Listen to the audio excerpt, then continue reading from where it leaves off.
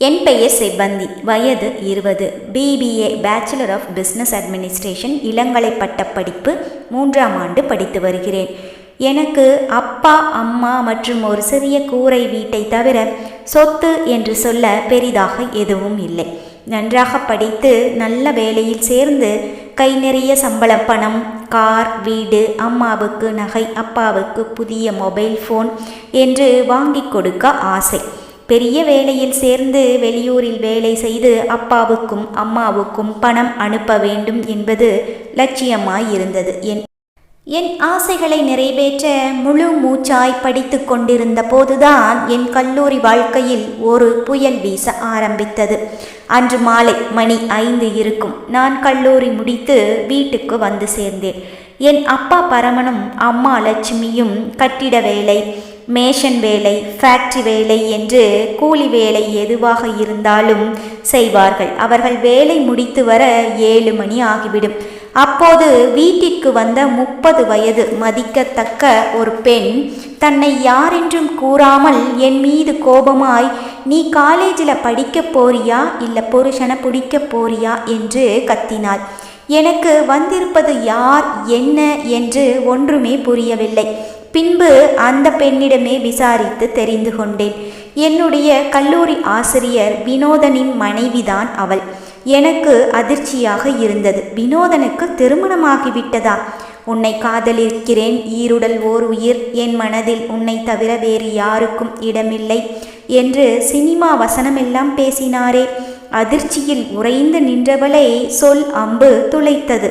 2 பிள்ளை பெத்தவனை பிடிச்சிருக்குன்னு சொல்ற, நீ எல்லாம் படிக்க வர்றியா இல்லை படுக்க? என்ன கீழ்த்தரமான வார்த்தைகள்! அவனோட கண்டபடி சுத்திட்டு அதை வளைச்சு வேற செல்ஃபி எடுத்து வச்சிருக்க. ஏண்டி, உனக்கு உன் கூட படிக்கிற பயலுக ஒருத்தனும் கிடைக்கலையோ? படிப்பு சொல்லி கொடுக்குற வாத்தியார்னு கூட பார்க்காம உன் அழகை காட்டி அவனை மயக்கி இருக்க. சி, மானங்கெட்டவளை, இதெல்லாம் ஒரு பொழப்பு? பேபி பேபின்னு தினமும் 100 மெசேஜ் அனுப்புகிற, அவன் உனக்கு பேபியா? பாடம் சொல்லி கொடுக்குற வாத்தியாரை கூட விட்டு வைக்க மாட்டீங்களாடி? நீங்கள் 2 பேரும் எடுத்த ஃபோட்டோவையும் கொஞ்சி பேசின மெசேஜையும் பார்க்க எனக்கு அப்படியே பத்திக்கிட்டு வருது. இத்தோட எல்லாத்தையும் நிறுத்திக்கணும். இனிமேலும் என் புருஷனை மயக்கி ஆசநாயகி ஆகலான்னு பார்த்த நீ அனுப்பின மெசேஜு, உங்கள் ஃபோட்டோன்னு எல்லாத்தையும் காலேஜ் பிரின்சிபாலுக்கு அனுப்பிடுவேன். ஊர் பூரா போஸ்டர் அடித்து ஒட்டிடுவேன், ஜாக்கிரதை என்று நின்று கொண்டிருந்தவளின் கூந்தலை பற்றி இழுத்து, கள்ளக்காதலாடி பண்ணுறீங்க? உன் அப்பா அம்மா நாண்டுக்கிட்டு சாகணும்னு ஆசைப்படுறியா என்று கன்னத்தில் பலார் என்று அறைந்துவிட்டு அவள் ஆத்திரம் தீர்ந்தும் தீராதவளாய் அங்கிருந்து சென்று விட்டாள். வினோதனின் மனைவி பேசியதெல்லாம் பேரிடியாய் என் தலையில் இறங்கியது. கண்களில் கண்ணீர் தாரை தாரையாய் கொட்டியது. கை கால்கள் நடுங்கிக் கொண்டிருந்தது. ஓவென்று வாய்விட்டு சத்தமாய் அழ முடியாமல் அழுகையை மென்று முழுங்கியதால் கேவல் சத்தம் மட்டும் வெளியே வந்தது. அவருக்கு திருமணமாகி 2 குழந்தைகள் இருக்கிறதா? எப்படி ஏமாந்து விட்டேன்! இனிமேல் அவன் முகத்திலே விழிக்கக்கூடாது என்று தீர்க்கமாய் முடிவு செய்தேன். அப்பா அம்மா இருவரும் வந்தனர். அவர்களிடம் கண்ணீரை மறைத்து கொண்டு படிப்பது போல் பாசாங்கு செய்தேன். என்ன புள்ள, முகம் சொரத்தே இல்லாமல் வாடி போயிருக்கு என்று என் அருகே வந்த அப்பா தலையை கோதினார். பிள்ளைக்கு பசியாக இருக்கும் போல, ஏய் லட்சுமி, பிள்ளைக்கு சீக்கிரம் சோறு பொங்கி எடுத்துட்டு வா என்றார். எனக்குள் பொங்கும் மனதை பற்றி அறியாதவராய் வினோதன் காட்டிய அன்பில் எப்படி மயங்கினேன்! மற்ற மாணவிகளை விட என்னை மட்டும் ஸ்பெஷலாக கவனித்து கொண்டான். சாப்பிட வெளியில் அழைத்துச் செல்வான். கோயில், சினிமா என்று ஒரு இடம் பாக்கி இல்லை. காதலிப்பது தவறில்லை என்று தானே நினைத்தேன். இது காதல் இல்லை, வினோதனின் மனைவி சொன்னது போல கள்ளக்காதல். சி, என்ன முட்டாள்தனம் செய்துவிட்டேன் என்று என் முகத்தில் நானே உமிழ்ந்து கொள்ள வேண்டும் போல் இருந்தது. BBA டிகிரி இளங்கலை பிரிவில் வேலை செய்து கொண்டிருந்த ஆசிரியர் ஒருவர் ஓய்வு பெற்றதால் அந்த இடத்திற்கு புதிய ஆசிரியராக வினோதன் வந்து 3 மாதங்கள் தான் ஆகிறது. அவன் வந்து 15 நாட்களுக்கு பிறகு ஹாய் ஹவ் ஆர் யூ என்று வாட்ஸ்அப்பில் செய்தி வந்தது. கண்டுகொள்ளாமல் விட்டுவிட்டேன். தினமும் இதே செய்தி வரவும் யார் நீங்கள் என்று கேட்டேன். நான் உன்னை தினமும் பார்க்கிறேன், உன்னோடு பேசுகிறேன். இன்று நீ பச்சை கலர் தாவணியில் அழகு தேவதையாய் இருந்தாய். நீயும் என்னை தினமும் பார்க்கிறாய், என்னோடு பேசுகிறாய். யார் என்று கண்டுபிடி என்று பீடிகை போட்டான். அந்த ஃபோன் நம்பரை குறித்து எடுத்துக்கொண்டு கல்லூரி நண்பர்களிடம் விசாரித்தேன். அது வினோதனின் ஃபோன் நம்பர் என்று தெரிந்தது. முதலில் ஒரு ஆசிரியர் என்னுடன் இவ்வளவு இயல்பாக பேசுகிறார் என்று என் தோழிகளிடம் பெருமையாக சொல்லிக்கொண்டேன். அதற்காகவே அவனிடம் பேச ஆரம்பித்தேன். ஏதாவது கேட்க போனால் திட்டுவார் என்று மற்ற மாணவர்கள் பயப்படும் போது, சார் இன்னைக்கு டெஸ்ட் வேண்டாம், படிக்கல, நாளைக்கு வச்சுக்கலாம் ப்ளீஸ் என்பேன். சரி என்பான். சாயங்காலம் படத்துக்கு 2 டிக்கெட் இருக்கு, வரியா என்று கேட்டான். வேறு வழியின்றி சரி என்றேன். தியேட்டர் இருட்டில் இயல்பாக தெரியாமல் நடப்பது போல் என் மேனியை வருடினான். அப்போது கூட எனக்கு அவன் மேல் சந்தேகம் வரவில்லை. அவ்வளவு நம்பினேன் அவனை. ஆரம்பத்தில் இது பற்றி தோழி சாந்தியிடம் கூறிய போது, சார் பார்க்க நல்லா தான் இருக்கார், படித்தவர், வேலை, சம்பளம், வேறென்ன வேண்டும்? நீயும் படிப்பு முடித்து ஒரு நல்ல வேலையில் சேர்ந்துவிட்டு திருமணம் செய்து கொள்ளுங்கள் என்று பச்சை கொடி காட்டினாள். அவளுக்கு தெரியுமா இவன் 2 பிள்ளைகளுக்கு அப்பன் என்று? தினமும் வாட்ஸ்அப்பில் மெசேஜ் மேல் மெசேஜ் போடுவான். எனக்கு பசிக்கிறது, சாப்பிட முடியவில்லை, தூங்க முடியவில்லை என்று பினாத்துவான். இது எல்லாமே என்னை அவன் வலையில் விழ வைப்பதற்கு என்பது எனக்கு அப்போது புரியவில்லை. வினோதனின் மனைவி வந்து திட்டிவிட்டு போன பிறகு கல்லூரியிலும் இந்த விஷயம் பரவியிருக்குமோ என்ற பயத்தில் நான் கல்லூரிக்கு போய் 1 வாரத்திற்கு மேல் ஆகிவிட்டது. காய்ச்சல் என்று வீட்டில் சாக்கு போக்கு சொன்னேன். தோழி சாந்தியிடம் மட்டும் உண்மையை சொன்னேன். ஒரு நாள் வினோதனிடமிருந்து ஃபோன் வந்தது. நான் எடுக்கவில்லை. இன்னொரு முறை கூப்பிட்டான். ஃபோனை எடுத்து, உனக்கு கல்யாணம் ஆகிருச்சா? 2 பிள்ளைங்க இருக்கா? உன் பொண்டாட்டி வந்து என்னை காரி துப்பிட்டு போனாள் என்றேன். அவன் பதில் எதுவும் சொல்லவில்லை. ஃபோனை துண்டித்து விட்டான். அழுது அழுது முகம் வீங்கி இருப்பதை காய்ச்சல் என்ற போர்வையில் மறைத்தேன். அம்மா கசாயம் வைத்து கொடுத்தாள். அன்று சாந்தி வீட்டிற்கு வந்தாள். இது கடைசி 6வது செமஸ்டர் பரீட்சை. 6 நாட்கள் பரீட்சை இருக்கு, பரீட்சைக்கு வந்துவிடு, இல்லாவிட்டால் 3 வருடம் டிகிரி படித்தது எல்லாமே வீணாகிவிடும் என்று கூறிவிட்டு போனாள். வினோதனின் மனைவி வந்து சென்ற பிறகு படிப்பும் வேண்டாம், பரீட்சையும் வேண்டாம் என்றுதான் இருந்தேன். எப்படியோ கஷ்டப்பட்டு பரீட்சை எழுதிவிட்டால் டிகிரி கிடைத்துவிடும். 6 நாள் பரீட்சைக்கு போவது என்று முடிவு செய்தேன். இன்று முதல் பரீட்சை எழுதி முடித்து விட்டேன். வெளியே வந்து சாந்திக்காக காத்து கொண்டிருந்தேன். பக்கத்து அறையில் இருந்த வினோதன் என்னை பார்த்துவிட்டு என்னிடம் ஓடி வந்தான். பரீட்சை ஈஸியா என்று கேட்டான். நான் பதில் எதுவும் கூறவில்லை. வெக்கங்கெட்டவன். காரி அவன் முகத்தில் உமிழ வேண்டும் போல் இருந்தது. ஆனால் எப்படி முடியும்? வாத்தியாராயிற்றே. நாளைக்கு பரீட்சை முடிந்ததும் பக்கத்து சந்தில் இருக்கும் அண்ணாச்சி பேக்கரிக்கு வந்துவிடு என்று கூறிவிட்டு வேக வேகமாக உள்ளே சென்று விட்டான். சாந்தி பரீட்சை முடிந்து வந்தாள். நாங்கள் இருவரும் பேசிக்கொண்டே பஸ் நிறுத்தம் வரை நடக்க ஆரம்பித்தோம். என்னுடைய மொபைல் சினுங்கியது. அவன்தான். ஃபோனை எடுக்கவில்லை. யார் அது? சாந்தி கேட்டாள். அந்த எடுபட்ட பையதான், நம்பரை பிளாக் பண்ணிடு என்றாள் அவள். ஃபோனை சைலண்டில் போட்டேன். பஸ் நிறுத்தம் வந்தது. சாந்தி போகும் பஸ் முதலில் வந்தது. பத்திரமா போடி என்று கூறிவிட்டு அவள் சென்று விட்டாள். சைலண்டில் ஃபோன் வைப்ரேட் ஆனது. இனிமேல் எனக்கு ஃபோன் பண்ணினேனா சந்தி சிரிச்சிடும் என்று சொல்லிவிட்டு ஃபோனை துண்டித்து விடலாம் என்று ஃபோனை எடுத்தேன். மனதில் பொங்கும் ஆத்திரத்துடன் என்ன என்றேன். நாளைக்கு நீ வரணும், இல்லைனா நம்ம எடுத்த ஃபோட்டோ, நீ அனுப்பின வாட்ஸ்அப் சேட்டிங் எல்லாமையும் நம்ம காலேஜ் வாட்ஸ்அப் குரூப்பில் போட்டுடுவேன் என்று சொல்லிவிட்டு இணைப்பை துண்டித்து விட்டான். எனது மனதில் ஒருவித பயம் தொற்றிக்கொண்டது. வீட்டிற்கு வந்து முகம் கழுவி அம்மா வைத்திருந்த காப்பியை சுட வைத்து குடித்துவிட்டு நாளை பரீட்சைக்கு படிக்க உட்கார்ந்தேன். என் மனது ஒரு நிலையில் இல்லை. கடிவாளம் இல்லாத குதிரை போல தரிகெட்டு ஓடிக்கொண்டிருந்தது. ஃபோன் மீண்டும் ஒரு குறுஞ்செய்தி. எடுத்து பார்த்தேன். நாளை நான் சொன்ன இடத்திற்கு வரணும், தவிர்த்தால் நான் சொன்னது நிச்சயம் நடக்கும். செய்தியை படித்ததும் இவன் தொல்லைக்கு இப்போதே ஒரு முற்றுப்புள்ளி வைத்தால்தான் பரீட்சைக்கு படிக்க முடியும். உடனே அவனுக்கு ஃபோன் செய்தேன். என்னை ஏன் இப்படி டார்ச்சர் பண்ணுறீங்க? உங்களால் என் படிப்பே பாழா போகுது. எங்கள் அப்பா அம்மாவுக்கு தெரிஞ்சா அவ்வளவுதான். நான் உயிரோட இருக்கவா சாகவா என்று கேட்டதற்கு நாளை வா சொல்கிறேன் என்றான். நாளை போகவில்லை என்றால் அவன் சொன்னது போல் என் ஃபோட்டோ மெசேஜ் எல்லாம் குரூப்பில் போட்டுவிட்டால் என்ன செய்வது? மீதி இருக்கும் பரீட்சையை எழுத முடியாமல் போய்விடுமே. யோசித்து கொண்டிருக்கும் போது என் அம்மாவும் அப்பாவும் வேலை முடிந்து வீட்டிற்கு வந்தனர். இவர்களிடம் உண்மையை சொல்லிவிட்டால் என்ன என்று யோசித்தேன்.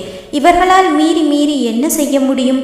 கல்லூரிக்கே போக வேண்டாம் என்று சொல்லிவிடுவார்கள். வெண்ணெய் திரண்டு வரும்போது பானை உடைந்த கதையாக பரீட்சை எழுதி டிகிரி வாங்க முடியாமல் போய்விடும். அவர்களிடம் சொல்ல வேண்டாம் என்று முடிவு செய்துவிட்டேன். என்ன ஒரு மாதிரி உட்கார்ந்திருக்க? திரும்பவும் காய்ச்சல் வந்துருச்சா என்று என் நெற்றியில் கை வைத்து பார்த்தாள் அம்மா. நீ ஒரு வேலையும் செய்ய வேண்டாம், நானே எல்லாமே பண்ணிக்கிறேன், நீ போய் படி என்று அலுப்போடு எல்லா வேலைகளையும் இழுத்து போட்டு கொண்டு செய்தாள். பரீட்சை நல்லா எழுதினியா என்று கேட்டார் அப்பா. என்று ஒரு வார்த்தையில் பதில் கூறிவிட்டு புத்தகங்களை எடுத்து வைத்து படிக்க துவங்கினேன். ராத்திரி ஃபேக்ட்ரியில் 2 பேருக்கும் வேலை இருக்குன்னு வர சொல்லியிருக்காங்க என்று இருவரும் சாப்பிட்டு விட்டு குளிருக்கு சால்வையை எடுத்துக்கொண்டு இரவு வேலைக்கு செல்ல ஆயத்தமானார்கள். சோறு பொங்கி வச்சிருக்கேன், நேரத்தோடு சாப்பிடு, கதவை பூட்டிக்க, நாங்கள் வர 2 மணி ஆகும், காவலுக்கு பக்கத்து வீட்டு மலையம்மா பாட்டியை வர சொல்லியிருக்கேன் என்றாள் அம்மா. வேண்டாம், நான் முழிச்சுக்கிட்டு படிச்சுட்டு தான் இருப்பேன், துணை வேணும்னா நானே அவங்கள கூப்பிட்டுக்கிறேன் என்று கூறி அவர்களை அனுப்பி வைத்தேன். சிறிது நேரம் படித்துவிட்டு பிறகு அப்படியே தூங்கி போனேன். அப்பாவும் அம்மாவும் வந்துவிட்டார்கள். காலையில் எழுந்து அவனிடமிருந்து ஏதாவது குறுஞ்செய்தி வந்திருக்குமோ என்று போனை எடுத்து பார்த்தேன். எதுவும் இல்லை. காலை வேலைகளை முடித்து பரீட்சைக்கு கிளம்ப தயாரானேன். சரியாக சாப்பிடவில்லை. இப்படி குருவி கொத்துற மாதிரி சாப்பிட்டா பரீட்சை எழுத உடம்புல தெம்பு எப்படி இருக்கும் என்று அம்மாவை ஊட்டிவிட்டார். இவர்கள் பாசத்தை பார்க்கும்போது என் கண்கள் கலங்கியது. இவர்கள் இருவருக்கும் என்னை விட்டால் யார் இருக்கிறார்கள்? படித்து முன்னேறி இவர்களை சுகமாக வாழ வைக்க வேண்டும். மனதில் தன்னம்பிக்கையை வளர்த்து கொண்டு கல்லூரிக்கு புறப்பட்டேன். இது 2வது பரீட்சை நல்லபடியாக முடிந்தது. வினோதனை காணவில்லை. அவன் வரவில்லை. ஃபோனுக்கு ஏதாவது குறுஞ்செய்தி அனுப்பியிருக்கிறானா என்று பார்த்தேன். எதுவுமே இல்லை. மனதில் ஒரு சந்தோஷம். இனி அவன் வரமாட்டான் என்று எனக்கு நானே நம்பிக்கை கூறிக்கொண்டேன். அடுத்தடுத்து இருந்த 5 பரீட்சைகளையும் நன்றாக எழுதி முடித்துவிட்டேன். இந்த 4 நாட்களும் தொடர்ந்து அவன் வரவே இல்லை. அவனுக்கு ஏதோ ஆகிவிட்டது. ஒருவேளை அவன் மனைவி வேலையை விடும்படி கூறியிருக்கலாம் என்று தோன்றியது. இல்லை, அவனுக்கு ஏதாவது விபத்து ஏற்பட்டு செத்துவிட்டானோ? என்னை விட அழகான இன்னொரு பெண்ணின் பின்னால் போய்விட்டானோ என்றெல்லாம் என் மனதிற்குள் என்ன அலைகள் வந்து மோதியது. எப்படியோ இனி அவனால் தொல்லை வராது என்று மகிழ்ச்சியாய் வீட்டிற்கு கிளம்பினேன். பசி வயிற்றை கிள்ளியது. நன்றாக சாப்பிட்டே 4 நாட்கள் ஆகிவிட்டது. வேடன் வலையிலிருந்து விடுபட்டு பறந்த புறாவாக மனம் குதூகலித்தது. வீட்டிற்கு வந்து தட்டில் சோற்றை போட்டு பிசைந்து வாயில் ஒரு பிடி வைத்தேன். மொபைலில் ஒரு குறுஞ்செய்தியின் சத்தம். எடுத்து பார்த்தேன். என் மடியில் படுத்தவாறு அவன் இருக்கும் படம். இது வாட்ஸ்அப்பில் பரவும் என்று மெசேஜ் இருந்தது. சுதந்திரமான புறா மீண்டும் வலையில் மாட்டிக்கொண்டது போல் ஒரு உணர்வு. சோற்று தட்டை தூர தள்ளிவிட்டு இவன் இன்னும் உயிரோடு தான் இருக்கிறானா? இவன் ஒரு பெரிய சைக்கோவாக இருப்பான் போலிருக்கிறது என்று நினைத்தேன். அவனை கட்டி வைத்து சாட்டையால் கோபம் தீரும் வரை அடிக்க வேண்டும் போல் இருந்தது.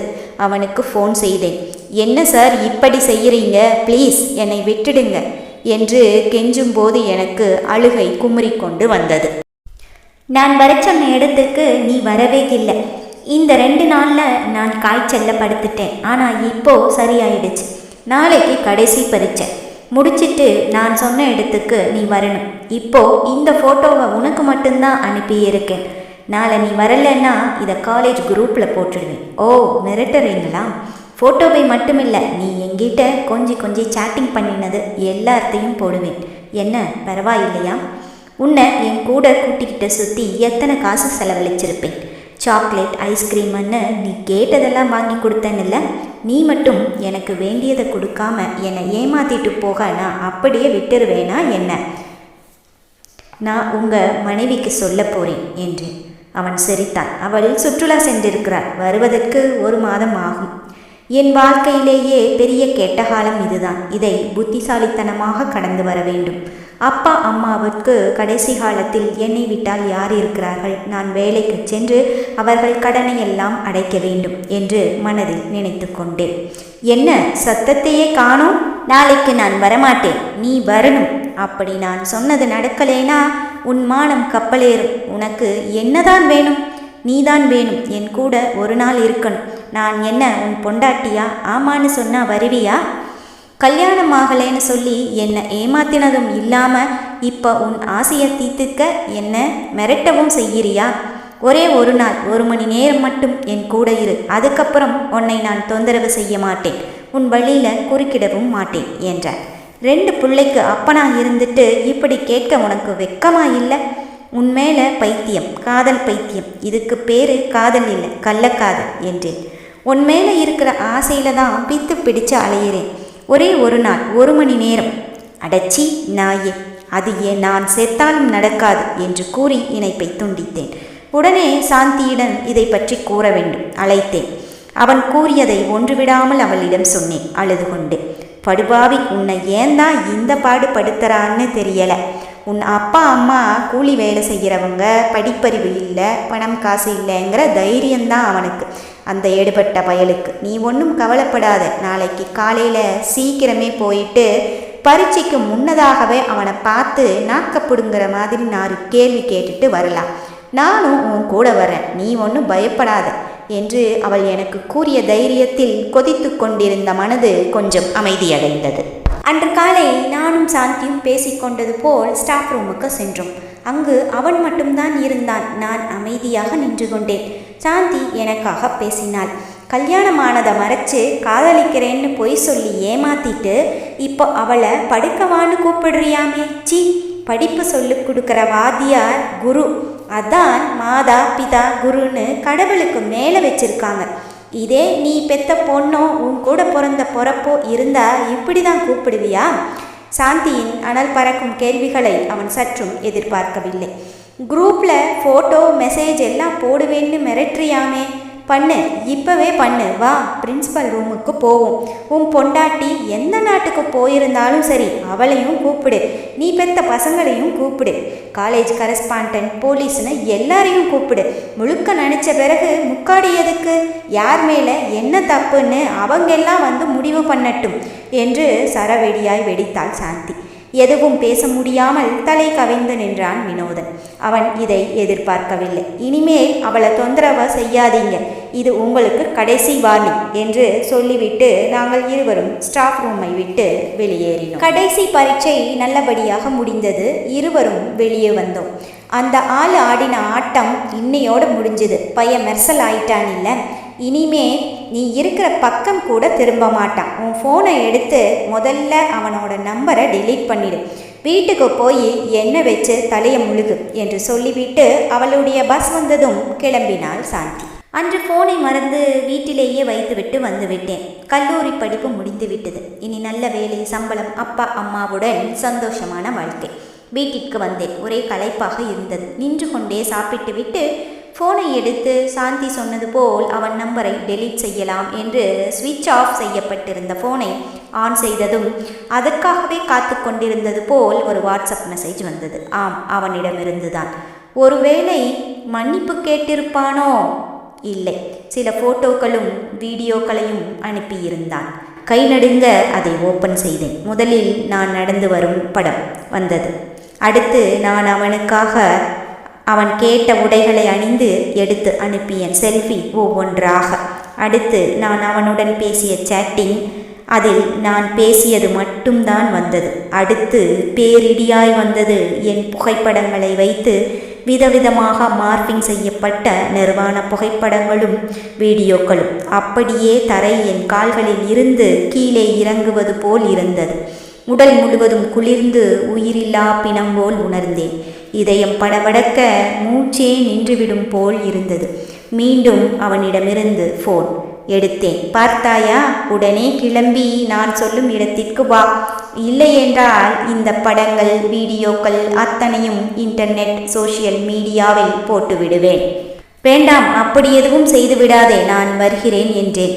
ஊருக்கு ஒதுக்குப்புறமாயிருக்கும் ஒரு அவுட் ஹவுஸின் முகவரியை சொன்னான். நடந்ததை எல்லாம் சொல்லி தோழி சாந்திக்கு ஒரு மெசேஜ் அனுப்பிவிட்டு பின்பு மன்னித்து விடு, நான் போகிறேன், கூடவே அம்மா அப்பாவிடமும் நான் மன்னிப்பு கேட்டதாக சொல் என்ற மெசேஜையும் சேர்த்து போட்டுவிட்டு அவன் சொன்ன இடத்திற்கு கையில் ஒரு தண்ணீர் பாட்டிலை எடுத்துக்கொண்டு கிளம்பினேன். சுற்றிலும் காடு. அது ஒரு சிறிய அவுட் ஹவுஸ். ஆள் நடமாட்டமே இல்லை. கனத்த இதயத்தோடு அவனுக்காக காத்திருந்தேன். சிறிது நேரத்தில் கமகம சென்ட் அடித்த வாசனையோடு வந்தான். இதுதான் என் செல்லத்திற்கு அழகு, குட் கேர்ள் என்று கூறிவிட்டு ரூமுக்கு அழைத்து சென்றான். பயப்படாதே, ஒரே ஒரு முறைதான், இனிமேல் உன்னை தொந்தரவு செய்ய மாட்டேன். அந்த ஃபோட்டோ வீடியோ எல்லாம் என்றேன். இதோ இந்த ஃபோனில் தான் இருக்கிறது என்றான். ஃபோன் எனக்கு வேண்டும் என்றேன். நீயே கிடைக்கும்போது இனி ஃபோட்டோ வீடியோ எனக்கு எதுக்கு? இந்தா ஃபோனை வைத்துக்கொள் என்று என்னிடமே கொடுத்தான். வா, சீக்கிரம் வா என்றான். அவன் சட்டையை கலட்டி வைத்துவிட்டு இரு கைகளையும் தலையின் பின்புறம் கட்டிக்கொண்டு வா, வந்து என்னை இறுக கட்டிக்கொள் என்றான். சிறிது நேரம் யோசித்தவாறே நின்றேன். சீக்கிரம் என்றான். சரி, கண்ணை மூடிக்கணும் என்றேன் நான். கண்ணை மூடிக்கொண்டு கனவில் மூழ்கி நின்றவனை ஆசையாய் இரு கைகளாலும் இறுக்கி அணைத்து தழுவிக்கொண்டேன். ஐயோ அம்மா என்று அலறினான். நெருப்பு என்னோடு சேர்த்து அவனையும் ருசித்து புசித்து கொண்டிருந்தது. அவனுடைய செல்போனும் நெருப்புக்கு இரையானது. வாட்டர் பாட்டிலில் அம்மா அடுப்பெரிக்க வைத்திருந்த மண்ணெண்ணெயை நிரப்பிக்கொண்டுதான் உன்னை பார்க்கவே வந்தேன் என்றேன். அவன் என்னை விட்டு விலக எவ்வளவோ முயன்றும் இறுக பற்றிய என் கைகள் மட்டும் அவனை தழுவிக்கொண்டேதான் இருந்தது. அவன் கத்தினான். விடமாட்டேன் என்று நான் சிரித்தேன். இதற்குத்தானே ஆசைப்பட்டாய்? இனி ஒரு பெண்ணை நீ உன் ஆசைக்கு இரையாக்க நான் உன்னை விடமாட்டேன். உன் கதை என்னோடு முடியட்டும் என்று உறக்கச் சொல்லி அவன் முகத்தில் என் பலனையெல்லாம் ஒன்று திரட்டி கடைசியாக காரி உமிழ்ந்தேன். அடுத்து ஒரு சில வினாடிகளில் தீ எங்கள் இருவரையும் மென்று தின்றுவிட்டு அமைதியாய் அடங்கியது. கூட்டம் கூடியது. ஐயோ, 20 வருஷம் பொத்தி பொத்தி வளர்த்த பொண்ணு இப்படி கறிக்கட்டையா கிடக்குதே என்று என் அப்பாவும் அம்மாவும் கதரும் அழுகுரல் அந்த வானத்தையே பிளந்து என்னை அடைந்தது. இன்னும் எத்தனையோ வினோதங்கள் முகமூடி போட்டுக்கொண்டு நம்முடன் நடமாடிக்கொண்டுதான் இருக்கிறார்கள். பெண்களே, பத்திரமாக இருங்கள். இப்படிக்கு உங்களில் ஒருத்தி செவ்வந்தி.